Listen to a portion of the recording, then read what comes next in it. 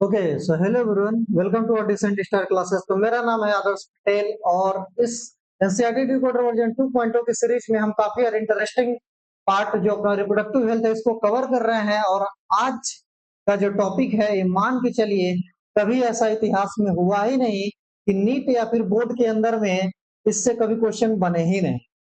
आज का जो टॉपिक है यार काफी इंपॉर्टेंट है, जिसमें बच्चों को बहुत बार कंफ्यूजन होता रहता है। वो है टॉपिक इनफर्टिलिटी। चाहे बोर्ड का बच्चा हो चाहे नीट का बच्चा हो, इस टॉपिक के अंदर में सब कंफ्यूज रहते हैं। पता नहीं क्यों कंफ्यूज रहते हैं, समझ में नहीं आता। तो आइए आज जो टॉपिक है अपना इनफर्टिलिटी, इसको हम बहुत ही अच्छे तरीके से पढ़ लेते हैं और इसकी काफी डिटेल में जाएंगे। और आज के बाद से हम इंश्योर कर लेंगे कि इस टॉपिक के अंदर में कभी भी जिंदगी के अंदर में क्वेश्चन आया तो ना ही गलत होगा और ना ही यार कंफ्यूजन होगा। चलिए भाई ध्यान से देखिए एक बार इनफर्टिलिटी क्या है, हम क्यों इनफर्टिलिटी बोलते हैं। तो काफी लोगों के अंदर में यार मिथ होते हैं, काफी चीजों के बारे में अलग अलग धारणाएं लोगों ने बना रखी हुई है कि इनफर्टिलिटी ऐसा है वैसा है, बस नपुंसकता है। तो इनफर्टिलिटी जो आप सोच रहे हैं नपुंसकता है केवल, इसके बहुत ही अलग कुछ कॉन्सेप्ट है, ठीक है ना। इसको ध्यान से देखिए, इनफर्टिलिटी हम किसको बोलते हैं, नपुंसकता हम किसको बोलते हैं।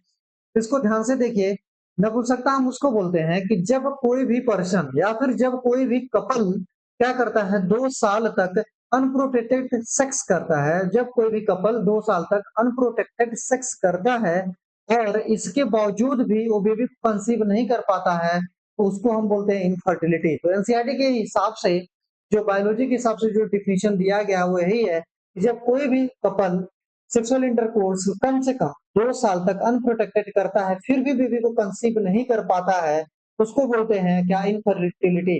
अब बात ये आती है कि इनफर्टिलिटी किसकी वजह से होती है, चाहे वो मेल की गलती हो चाहे फीमेल पार्टनर की गलती हो, किसी की भी गलती हो, उसके वजह से अगर मतलब बेबी को कंसीव नहीं कर पा रहे हैं तो इनफर्टिलिटी के अंदर में आ जाएगा। अब यहाँ पे लोगों ने धारणाएं बनाई हुई हैं कि ज्यादातर जो कमियां होती हैं फीमेल के अंदर में होती हैं, बिल्कुल नहीं। ज्यादातर जो कमी होता है मेल के अंदर में होता है। ज्यादातर ये जो इनफर्टिलिटी के केसेस होते हैं मेल के अंदर में होते हैं। इसका रीजन भी आप सोच सकते हैं, इसका रीजन भी आपको धीरे धीरे आगे पता चल जाएगा। देखिए भाई, जब भी हम इनफर्टिलिटी की बात करते हैं तो ये ज्यादातर तो क्या होता है, ज्यादातर जो इनफर्टिलिटी भाई होता है वो किसके अंदर में होता है, तो मेल के अंदर में होता है रेदर देन द फीमेल। ठीक, इसीलिए नेवर ब्लेम द फीमेल। कभी भी फीमेल को हमें करना चाहिए, ब्लेम नहीं करना चाहिए बेबी के लिए, है ना। चलिए साहब आगे बढ़ते हैं, इसका रीजन क्या है। तो रीजन इनफर्टिलिटी के सारे हैं, जैसे कि फिजिकल कंजेनाइटल हो सकता है, कुछ फिजिकल प्रॉब्लम भी हो सकती है जिसकी वजह से कोई जो पर्सन है एक हेल्दी सेक्स या फिर एक हेल्दियर सेक्स नहीं कर पाता है, जिसकी वजह से क्या हो सकता है, इनफर्टिलिटी होती है। दूसरा, बहुत सारे सर्टेन डिजीज हैं जिसकी वजह से क्या होता है, इनफर्टिलिटी होता है, ठीक है ना। इसके साथ ही साथ बहुत सारे ड्रग्स होते हैं। अगर कोई पर्सन बहुत सारा अलग अलग तरीके का ड्रग्स ले रहा है तो उसकी वजह से भी क्या होता है, वो हेल्दी इंटरकोर्स नहीं कर पाता है, जिसकी वजह से क्या होता है, इनफर्टिलिटी आती है।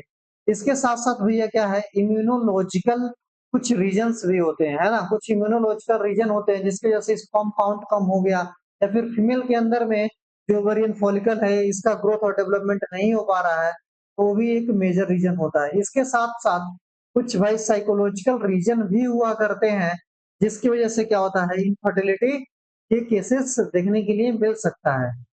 तो यहाँ पे आप देख रहे हैं कि मोस्टली जो प्रॉब्लम होता है मेल के अंदर में लाई करता है, मेल पार्टनर के अंदर में होता है, ना कि फीमेल के अंदर में।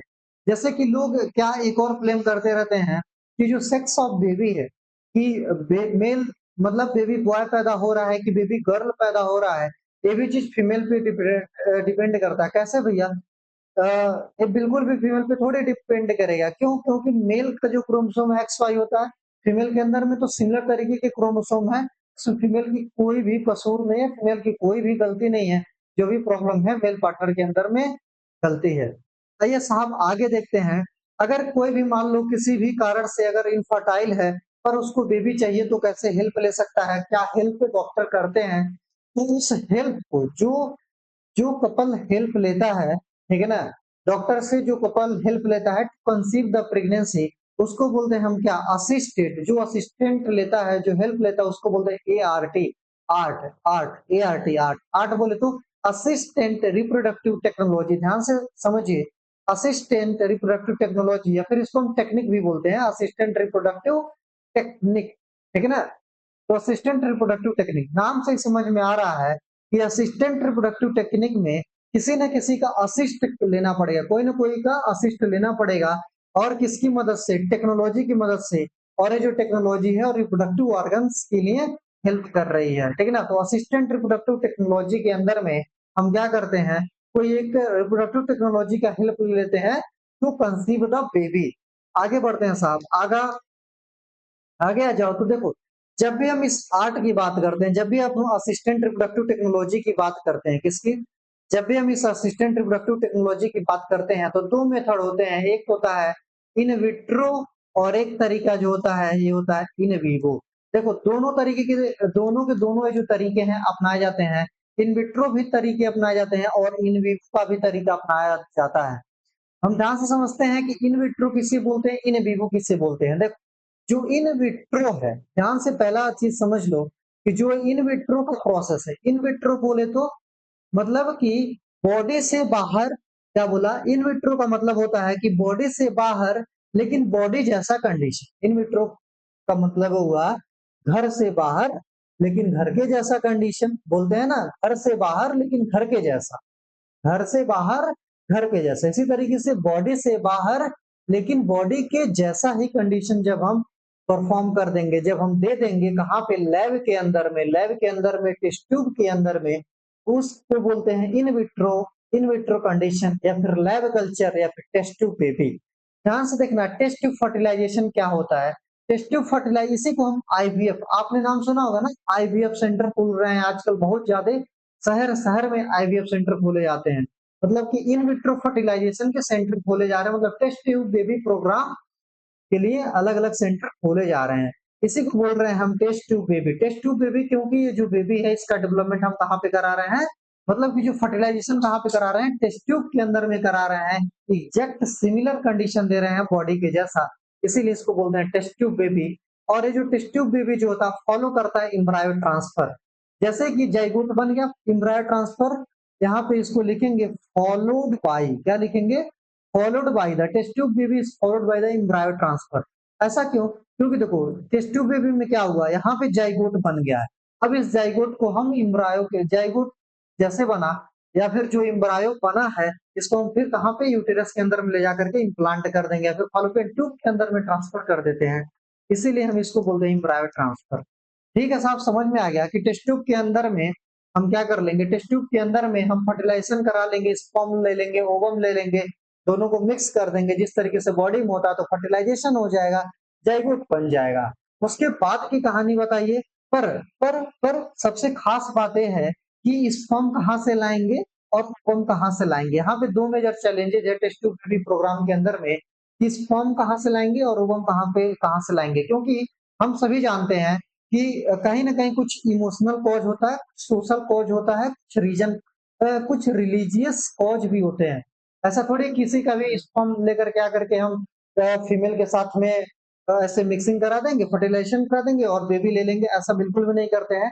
इमोशनल रीजन होता है, सोशल रीजन होता है, ठीक है ना, कुछ रिलीजियस रीजन भी होता है। ठीक, तो स्पर्म कहाँ से लाएंगे और ओवम कहाँ से लाएंगे, ध्यान से समझिए। स्पर्म तो हम ले लेंगे, स्पर्म दो जगह से ला सकते हैं। अगर हस्बैंड कैपेबल है, डोनेट कर सकता है, स्पर्म दे सकता है, तो पहला प्रायोरिटी तो हम यही चूज करेंगे कि हम हस्बैंड का स्पर्म ले लें। अगर हस्बैंड का स्पर्म नहीं है, ठीक है ना, तो क्या होता है, हम डोनर को यूज कर लें। देखो, फॉरेन कंट्री में क्या क्या होता है, कई बार किसी को शादी नहीं करनी होती है, ठीक है ना, पर उनको बेबी चाहिए, तो क्या करते हैं, कहीं डोनर का स्पर्म ले लेते हैं और अपने ओवम के साथ मिक्स करा करके ऐसे बेबी कर लेते हैं। तो कई बार ऐसे भी केसेस होते हैं, ठीक है ना।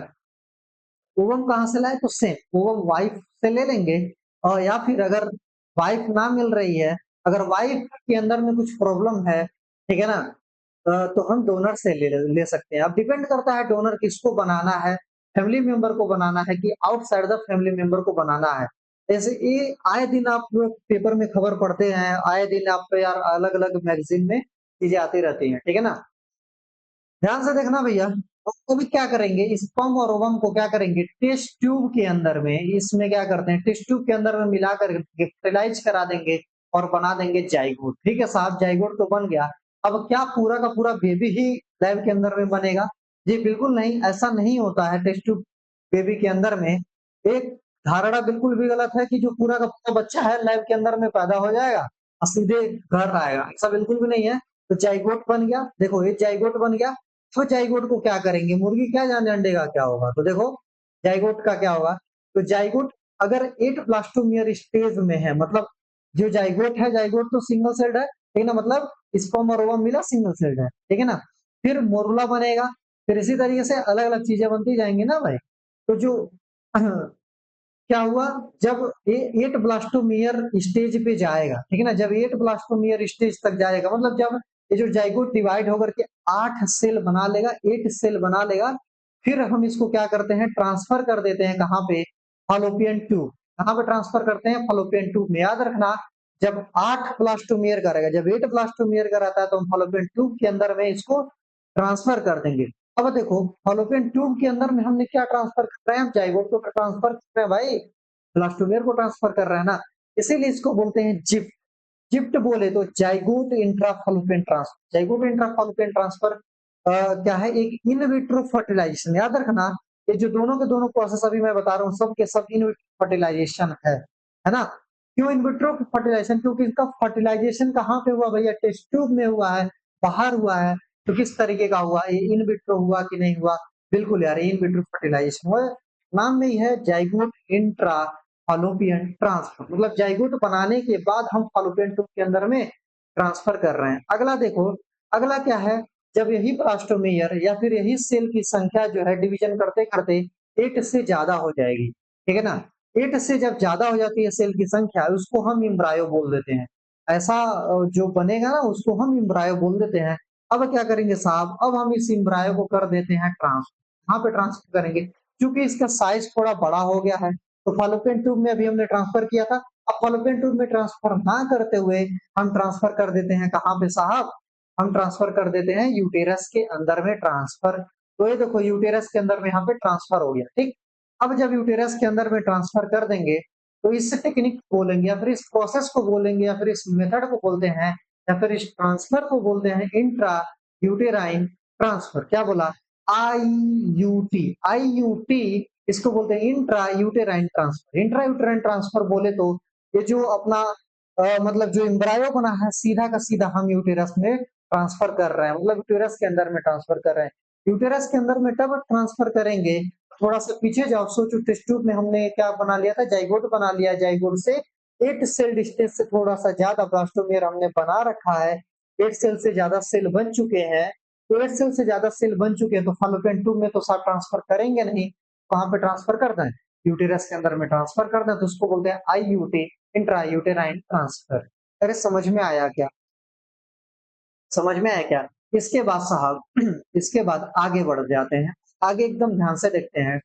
आगे यही ध्यान से देखना है, इन वीवो क्या होता है, इन वीवो ट्रांसफर क्या होता है। क्या बोला साहब, इन वीवो ट्रांसफर क्या होता है। इन वीवो बोले तो बॉडी के अंदर में हम ट्रांसफर करने वाले हैं। देखो ये जितना भी चीज हमने बनाया है, सिर्फ फाइनली हम कहाँ पे ले जाकर के इम्प्लांट कर रहे हैं, बॉडी के अंदर में।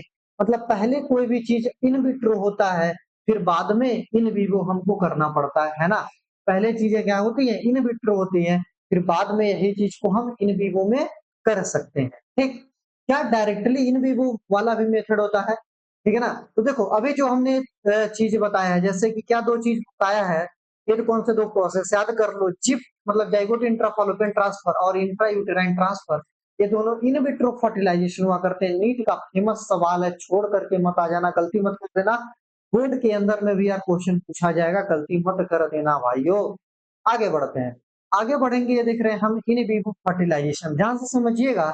इन विवो फर्टिलाइजेशन क्या है, बॉडी के अंदर में हम क्या करा दें, फर्टिलाइजेशन करा दें। साहब ये तो सारे के सारे जो सेक्सुअल इंटरकोर्स होते हैं, उसमें सारा फर्टिलाइजेशन बॉडी के अंदर में होता है, सही बात है। पर ये क्या है, ये चीज क्या है, ये तो आर्ट है ना, असिस्टेड रिप्रोडक्टिव टेक्नोलॉजी है।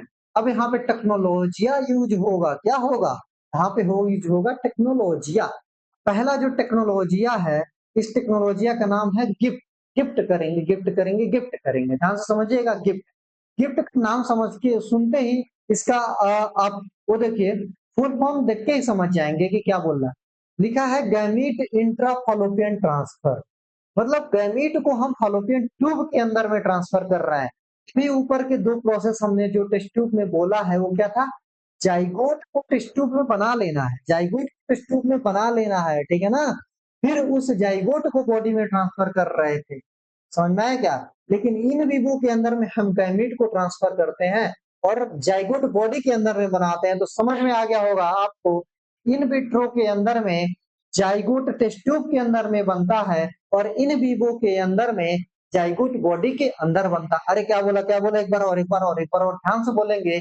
इन विट्रो के अंदर में जाइगोट टेस्ट ट्यूब के अंदर में बनता है और इन विवो के अंदर में, इन विवो के अंदर में जो जाइगोट है वो बॉडी के अंदर बनता है। एक बार और, एक बार और बोलो हमारे साथ कि इन विट्रो कंडीशन के अंदर में जाइगोट टेस्ट ट्यूब के अंदर में, इन विवो कंडीशन में जाइगोट बॉडी के अंदर में। अरे समझ में आया क्या, ये दोनों चीजें कहाँ पे बन रही है, इसके हिसाब से हम डिफाइन करते हैं कौन सा इन विट्रो है और कौन सा इन विवो है। अगला अगला अगला ध्यान से समझिएगा इस गिफ्ट को। गिफ्ट बोले तो गैमीट इंट्रा फॉलोपियन ट्रांसफर। देखो गैमीट को ट्रांसफर कर रहे हैं, दैट्स मीन्स कि अगर गैमीट भैया ट्रांसफर हो रहा है तो गैमीट ट्रांसफर कर रहे हैं बॉडी के अंदर में, मतलब कि जाइगोट कहाँ बनेगा, बॉडी के अंदर में। अगर साहब जाइगोट बॉडी के अंदर में बन रहा है, अगर साहब जाइगोट बॉडी के अंदर में बन रहा है, प्रोसेस का नाम कौन सा होगा, इन विट्रो की इन विट्रो बोलेगा। प्रोसेस का नाम इन विट्रो की इन विवो, तो प्रोसेस का नाम होगा in vivo, in vivo fertilization, in vivo process. देखिएगा ध्यान से अब, gamete intra fallopian transfer, gamete को हम फॉलोपियन ट्यूब के अंदर में ट्रांसफर कर रहे हैं। अच्छा साहब, साहब गैमीट को फॉलोपियन ट्यूब के अंदर में ट्रांसफर तो वैसे भी इनसेमिनेशन के अंदर में होता है, तो इसकी जरूरत क्या है, तो जरूरत पहले देखेंगे, पहले जरूरी समझेंगे, फिर मजबूरी समझेंगे, फिर हमको समझ में आएगा कि जरूरी क्यों है, ठीक है ना। पहले तो मजबूर हुआ करते थे, पहले तो हम उसके लिए मजबूर हुआ करते थे और मजबूरी ऐसी हो गई कि अब वो जरूरत पड़ गई। क्या बात है, क्या बात है सर। देखो वाहियात सब शायरी तुरंत। तो देखिएगा भाई, इसकी जरूरत तब पड़ती है, ठीक है ना, इसकी जरूरत तब पड़ती है जब जो फीमेल है, गैमेट इंट्रा फॉलोपियन ट्रांसफर की जरूरत तब पड़ती है जब जो फीमेल है, जो वाइफ है, क्या कर सकती है, ये जो ओवम तो प्रोड्यूस नहीं कर सकती है। क्या सर बोल रहे हैं, पागल हो गए हैं क्या, कि फीमेल जो है ओवम को प्रोड्यूस नहीं करेगी, फीमेल है तो ओवम को प्रोड्यूस क्यों नहीं करेगी। बिल्कुल यार, यही तो मैं तुमको बताना चाह रहा था। कुछ कंडीशन ऐसे होते हैं, एक कंडीशन होती है फॉलिकुलर अट्रेसिया। अरे पढ़ा पढ़ा है क्या रिप्रोडक्शन के अंदर में, नहीं पढ़ा तो फटाक जाओ मेरा वीडियो देखो, पूरा का पूरा रिप्रोडक्शन एकदम चुटकी पे नचा दोगे, ठीक है ना। तो क्या होता है, एक कंडीशन होता है, उस कंडीशन को बोलते हैं साहब एट्रेसिया। एट्रेसिया बोले फॉलिकुलर एट्रेसिया, फॉलिकुलर एट्रेसिया बोले तो जो ओवम है क्या हो जाते हैं, सारे के सारे डिजेनरेट हो जाते हैं, सारे के सारे खराब हो जाते हैं, ठीक है ना।